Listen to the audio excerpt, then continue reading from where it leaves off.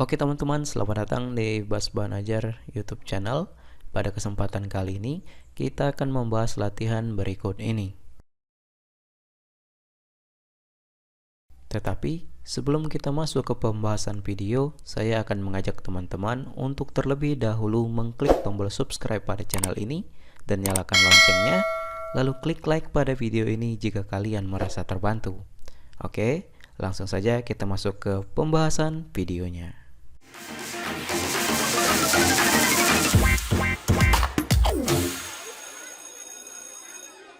Oke teman-teman, di kesempatan kali ini kita akan membahas latihan yang ada di pembelajaran 3 buku tema 9 kelas 6 SD kurikulum 2013 subtema 1. Kita akan bahas latihan dari halaman ini, dari halaman 27 pertanyaan ini sampai dengan halaman terakhir, yaitu di halaman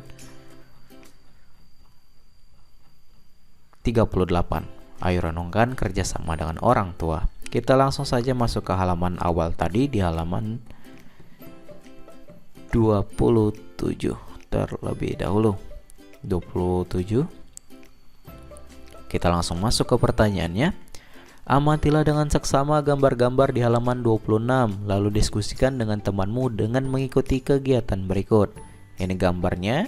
Nomor 1, sebutkan nama dan kegunaan benda-benda tersebut. Jawabannya, nama dan kegunaan. 1. Bajak dan traktor digunakan untuk mengelola lahan pertanian.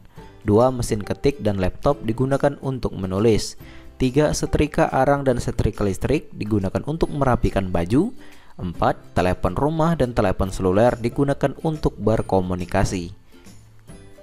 2. Jelaskan di mana kamu menjumpai benda-benda tersebut. Jawabannya, bajak dan traktor sering dijumpai di sawah. Mesin ketik dan laptop sering dijumpai di kantor-kantor. Setrika arang dan setrika listrik sering dijumpai di rumah. Telepon dan telepon seluler sering dijumpai di kantor ataupun di rumah. Itu jawabannya. Kemudian nomor 3, urutkan benda-benda tersebut dari yang paling sering ke yang paling jarang kamu lihat dan gunakan. Jawabannya, telepon seluler, setrika listrik, laptop, telepon, setrika arang, mesin ketik, bajak, dan traktor. 4. Tentukan benda-benda mana yang sampai sekarang ada di rumahmu dan masih digunakan. Jawabannya yaitu telepon genggam, setrika listrik, dan laptop. 5. Pilih salah satu benda dari benda di atas yang paling kamu inginkan dan jelaskan alasanmu. Jawabannya yaitu telepon seluler, karena hampir setiap hari aku menggunakannya. Itu jawabannya dari nomor 1 sampai dengan nomor 5. Silahkan kalian salin. Kita lanjut lagi ke halaman berikutnya, di halaman 28. Ayo berdiskusi. Kamu telah membaca dan mengetahui tentang masyarakat modern. Bersama dengan temanmu dalam kelompok, tentukanlah ciri-ciri masyarakat modern dari bacaan di atas. Lalu gambarlah atau carilah gambar yang sesuai untuk menjelaskan ciri masyarakat modern tersebut. Buatlah tabel untuk menjelaskan hasil diskusimu, lalu presentasikan hasil diskusi di depan kelas dengan percaya diri. Oke, di sini jawabannya. Ciri-ciri masyarakat modern. Yang pertama, memiliki sikap hidup untuk menerima hal-hal baru dan terbuka untuk perubahan. Memiliki keberanian untuk menyatakan pendapatnya tentang lingkungannya sendiri.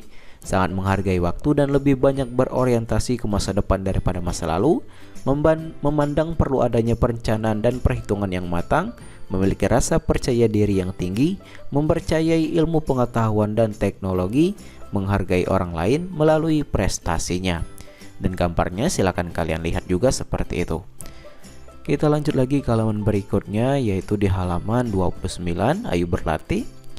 Lakukan kegiatan ini secara berpasangan. Lakukan wawancara terhadap orang tua atau kakek nenekmu tentang cara hidup mereka ketika mereka seusia kamu. Oke, langsung saja kita masuk ke jawabannya. Nama narasumbernya adalah Karto Suporno. Silakan kalian ubah namanya sebagai kakek. Nama wawancaranya yaitu Udin. Usia narasumbernya 68 tahun. Tempat wawancaranya adalah rumah kakek. Untuk namanya dan usianya silakan kalian ubah sendiri. Kemudian kegiatan narasumber dan pewawancaranya adalah sebagai berikut. Silakan kalian salin jawabannya dan masukkan ke dalam tabel seperti di gambar. Kita lanjut lagi ke halaman berikutnya, yaitu di halaman 29. Di sini, buatlah sebuah tulisan dalam satu paragraf untuk membuat kesimpulan dari wawancara tersebut.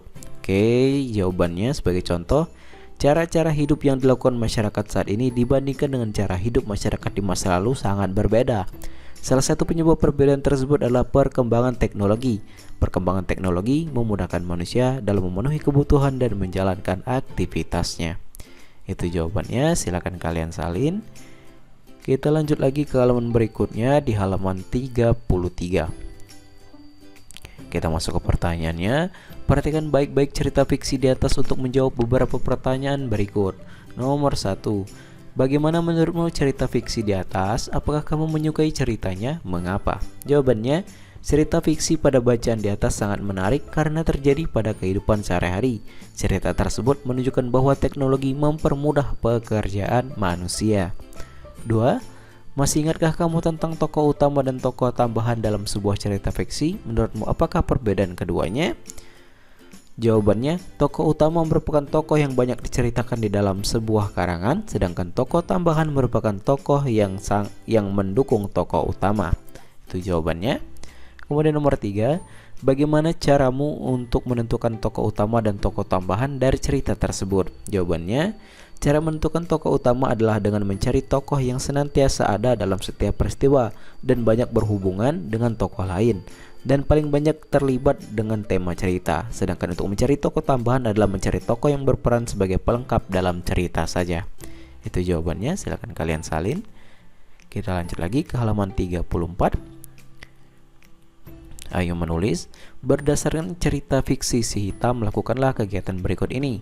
1. Gunakan diagram di bawah ini untuk menjelaskan tentang tokoh utama dan tokoh tambahan dalam cerita si hitam. 2. Jelaskanlah gambar tersebut dengan menuliskan beberapa kata kunci tentang sifat dan ciri fisiknya dan mengapa kamu menggambarnya demikian. Gunakan 2 kotak berikut ini untuk mengerjakannya. Oke, jawabannya untuk judul cerita fiksinya adalah Si Hitam. Penulisnya adalah Diana Caritas. Sifat dari tokoh utamanya, silakan kalian lihat di gambar. Cerdas, peduli, dan suka menolong. Tindakan yang dilakukan membantu adiknya mencari kucing yang hilang dengan menghubungi teman lewat telepon dan menyebar gambar kucing. Untuk gambar tokohnya itu tokoh utamanya. Pendapat tentang tokoh utama adalah Kak Irma mampu memanfaatkan teknologi untuk menyelesaikan masalah dengan lebih cepat dan efisien. Kemudian buatlah sebuah ringkasan dari cerita si hitam dalam satu paragraf. Tuliskan di tempat yang telah disediakan berikut ini. Untuk ringkasan ceritanya, Kak Irma mendapati adiknya sedang Rina menangis. Rina menangis karena tidak mendapati kucingnya si hitam di rumah. Rina khawatir jika si hitam tidak pulang kembali. Kak Irma membantu adiknya dengan mencetak foto dan meminta teman-temannya menyebarkan foto si hitam. Kak Irma juga menghubungi teman-temannya untuk mencari keberadaan si hitam. Beberapa saat kemudian, salah satu teman memberitahukan keberadaan si hitam. Temannya tersebut mengantarkan si hitam ke rumah Irma. Rina dan Kak Irma gembira dan bersyukur karena teknologi dapat menyelesaikan permasalahannya. Itu jawabannya, silakan kalian salin untuk kesimpulannya. Kita lanjut lagi ke halaman berikutnya di halaman 37. Jawablah pertanyaan berikut ini. Nomor 1, apa makna semboyan Bhinneka Tunggal Ika? Jawabannya, Bhinneka Tunggal Ika memiliki makna meskipun berbeda-beda, tetapi pada hakikatnya bangsa Indonesia adalah satu kesatuan utuh yang tidak dapat dipisahkan. 2. Bagaimana peran semboyan Bhinneka Tunggal Ika dalam upaya meningkatkan persatuan dan kesatuan bangsa? Jawabannya, Bhinneka Tunggal Ika menjadi semboyan atau moto bangsa Indonesia dan menjadi bagian dari lambang negara Indonesia.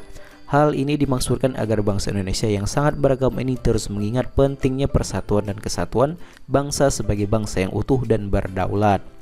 Nomor 3, mengapa persatuan dan kesatuan bangsa dianggap penting bahkan oleh nenek moyang kita? Jawabannya, sejak dahulu bangsa Indonesia yang tinggal dalam daerah kepulauan memiliki keragaman dalam budaya, agama, suku, bangsa, bahasa, dan adat istiadat. Kemudian nomor 4, bersama dengan seorang temanmu carilah sebuah peristiwa dari koran atau majalah. Peristiwa tersebut menjelaskan peristiwa yang dapat memengaruhi makna persatuan dan kesatuan bangsa di dalam kehidupan masyarakat Indonesia. Jelaskan judul peristiwa, tempat peristiwa, sumber berita dan gambar, dan makna persatuan dan kesatuan melalui gambar tersebut. Jelaskan hasil pemikiranmu di depan kelas dengan percaya diri. Oke, jawabannya untuk gambarnya judulnya adalah Penuh Sampah, Warga Gotong Royong Bersihkan Sungai Ledeng. Tempat peristiwa yaitu Mojokerto, Jawa Timur. Sumber berita dan gambar yaitu newsdetik.com. Makna persatuan dan kesatuan pada gambar.